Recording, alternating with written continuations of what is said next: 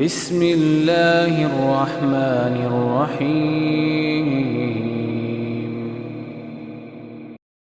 سحری اور افطاری کے 7 فضائل اور مسائل۔ نمبر 1، سیدنا انس رضی اللہ تعالیٰ عنہ سے روایت ہے کہ رسول اللہ صلی اللہ علیہ وسلم نے فرمایا تسحروا فإن فی السحور برکہ، متفق علیہ، کہ تم سحری کھایا کرو کیونکہ اس میں برکت ہے۔ نمبر 2، آپ صلی اللہ علیہ وآلہ وسلم نے فرمایا ان فصل ما بین صیامنا و صیام اہل الکتاب، کہ ہمارے اور اہل کتاب یعنی کرسچن جو ہیں ان کے درمیان روزہ میں سحری کھانے کا فرق ہے۔ رواه مسلم، یعنی وہ سحری نہیں کھاتے، ہم سحری کھائیں گے۔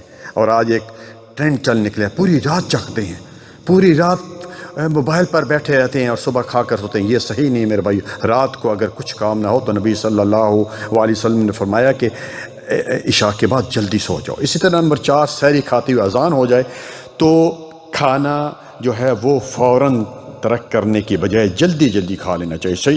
چنانچہ سیدنا ابو ہریرہ رضی اللہ تعالیٰ عنہ صحیح الجامع کی روایت 2060 میں کیا فرماتے ہیں، اذا سمع احدکم النداء، جب کوئی اذان سنے اور پینے کا برتن اس کے ہاتھ میں ہو تو اسے فوراً نہ رکھ دے بلکہ اپنی حاجت پوری کر لیں، جو ہاتھ میں چیز ہے اس کو جلدی جلدی کھا لے یا پی لے۔ نمبر 5، روزہ کس سے افطار کرے۔ صحیح الجامع کی روایت 2065 سیدنا انس رضی اللہ تعالیٰ عنہ اس حدیث کے راوی فرماتے ہیں کان النبی صلی اللہ علیہ وسلم یفطر رطبات قبل ان یصلی فَإِن لَمْ تَكُنْ رُطَبَاتٍ فَعَلَى تَمَرَاتٍ۔ رسول اللہ صلی اللہ علیہ وآلہ وسلم تازہ کھجوروں کے ساتھ نماز سے پہلے افطار کرتے، اگر تازہ نہ ہوتی تو خشک کھجوروں کے ساتھ، اور اگر یہ بھی نہ ہوتی تو پانی کے چند گھونٹ پی لیتے۔ ہمارے پاک و ہند میں ایک چیز نکلی ہوئی ہے، نمک کے ساتھ کہتے ہیں روزہ افطار کرو، اجر ہے، کہیں بھی سنت سے ثابت نہیں ہے نمک سے روزہ افطار کرنا۔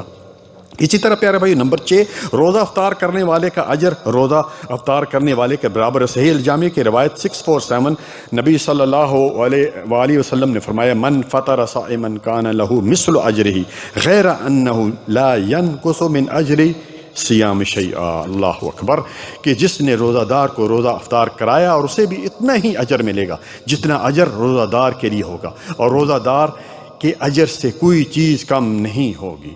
اسی طرح میرے پیارے بھائیوں کہ روزہ افطار کرتے وقت جو ہے وہ کون سی دعا پڑھے، پہلے بسم اللہ پڑھ لے اور بعد میں جو مسنون دعا ہے اس کو جو ہے وہ پڑھ لے۔ اسی طرح میرے بھائیوں آخری بات کہ روزہ کی نیت کیا ہے، یہ اہم چیز ہے۔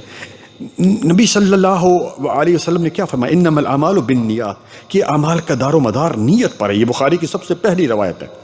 اس لیے روزہ کی نیت ہو، یہ نماز کی نیت، دل کے ارادے کا نام ہے۔ یہ جو ہمارے ہاں بعض لوگ کہتے ہیں وہ بصوم غد نویت، یہ سنت سے ثابت نہیں ہے۔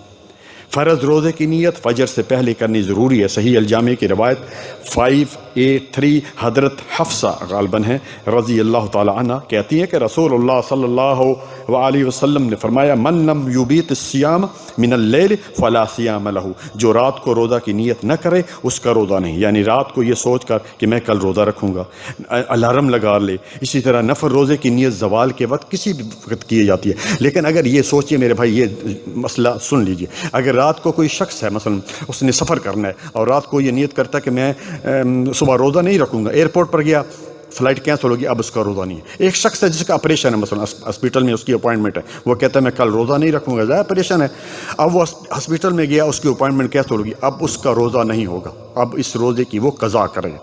ٹھیک ہے میرے بھائی، امید ہے سمجھ گئے ہوں گے۔ جزاکم اللہ خیراً، بارک اللہ فیک، السلام علیکم ورحمۃ اللہ وبرکاتہ۔